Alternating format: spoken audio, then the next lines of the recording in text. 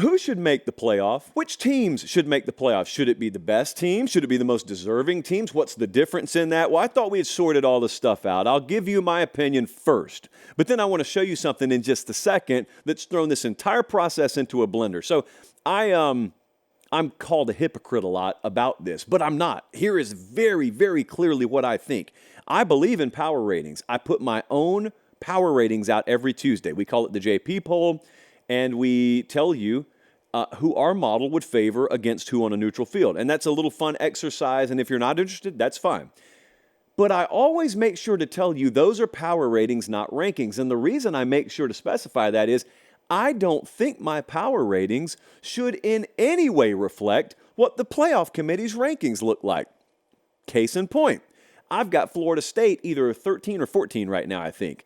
And that's just a raw power rating because of the Jordan Travis injury. It's as simple as that. Yet I think if they win this Saturday in Charlotte, they should be in the playoff. I certainly wouldn't have them power rated top 4, but I would rank them top 4. So I thought 10 years into this playoff journey of ours, we had arrived at a place where, although the committee had not clearly defined it, we had come to understand that what they were doing was putting the most deserving teams in the playoff field based on whatever their criteria is, whether it's strength of schedule or game control or number of ranked wins, whatever. Eye test for all I care. I thought we had arrived at that. Then I'm just minding my own business at my apartment the other night, and I see this quote pop up on my screen. And I think, there's no way I just read this correctly. So I reread it and reread it and reread it. And it said what I thought it said. Heather Dinich, over at ESPN, interviewing Bill Hancock. This is what the tweet said she put out. CFP Executive Director Bill Hancock said the committee's job is to rank the 4 best teams, best in all caps, and that, quote, the most deserving is not anything in the committee's lexicon. They are there to rank the best teams in order, and that's what they do, so just keep that in mind, unquote. That is not her speaking.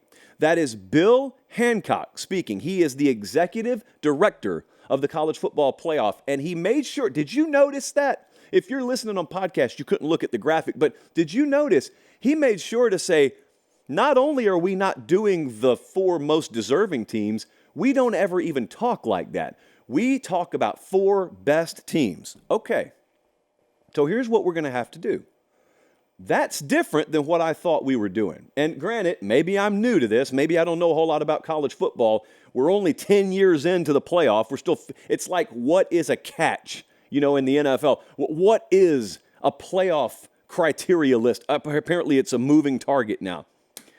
So I got more and more bent out of shape about this as the days went on, and Tuesday turned into Wednesday. Wednesday turned into Thursday.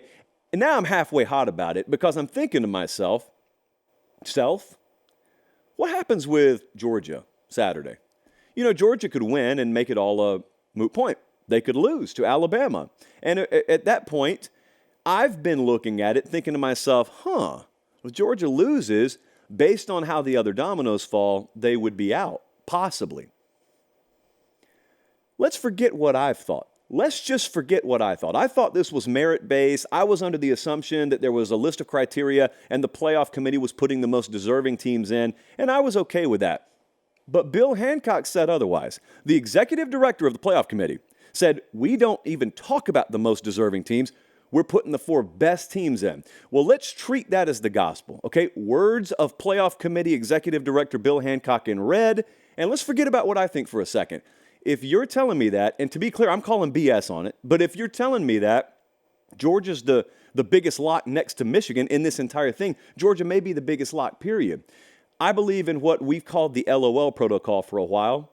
Anytime there's a debate that you can tell is really not a debate, for example, if Georgia loses Saturday, and let's say some other teams won, some other teams lost, but really it came down to Georgia or Florida State getting in the playoff. That committee's probably going to look at you, and they're going to say, Florida State is an undefeated Power 5 conference champ. We've got to put them in, don't we? But then, all of a sudden, I'm armed with a quote from your own executive director saying, no, you're worried about the 4 best teams. Now, keep in mind, We're removing my opinion from this. I think Florida State should be in because I think any undefeated Power 5 conference champ should be in. But we're not going by that anymore. We're not going by what they deserve. We're going by best team. Here's what the LOL protocol says. LOL does not stand for laugh out loud here, friends. It stands for life online. So if I walked in that committee room Sunday morning when they're making their decision, and I told each of them, you got to put your life on the line. You got one spot left in the playoff, and I got Georgia and Florida State playing each other for it. Are any of you even wasting a second before you say you're taking Georgia? Of course you're not.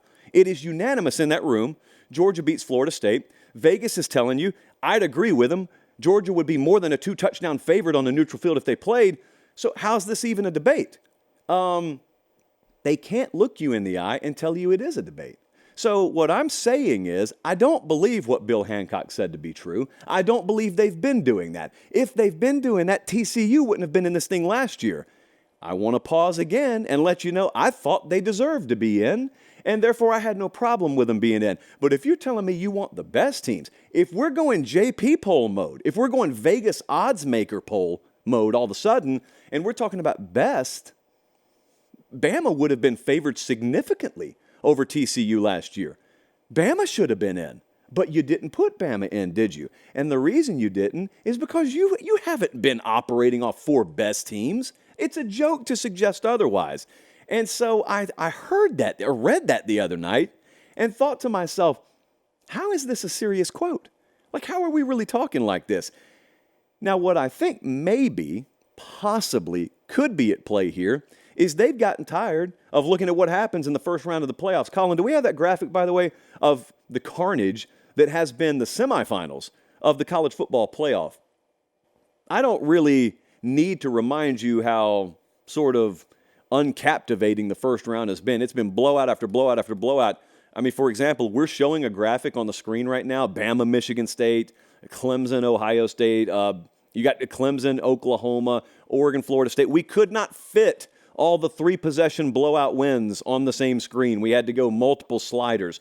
There have been 12 3-plus possession wins in the first round of the playoff since its inception in 2014. So it could be that they've gotten tired of looking at that, and maybe they're just changing the protocol on the fly. They certainly could never tell me they've always put the best in. If they put the best in, regardless of anything else, Michigan State never would have been in the playoff several years ago. Cincinnati wouldn't have been in the playoff a couple of years ago. There were several teams that would have been favored over them. They were put in because they deserved to be in based on the criteria that they had in their hand. I didn't have a problem with it, by the way. I do all of a sudden have a problem with it if you try and tell me that's not what you've been doing the whole time. Those were really just the best teams. And then you want to know what the worst part of my day has been? Ari Wasserman and I are like fighting this battle alone, basically. But, well, it seems like that way.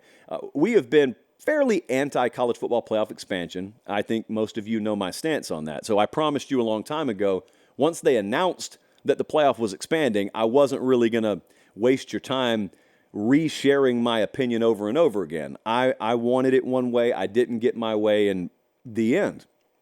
Well, come to find out, some of you kept your finger on that page of the book, and you've opened it back up because you think now that we've got potentially more than 4 viable candidates for this year's playoff, that it renders my point hypocritical.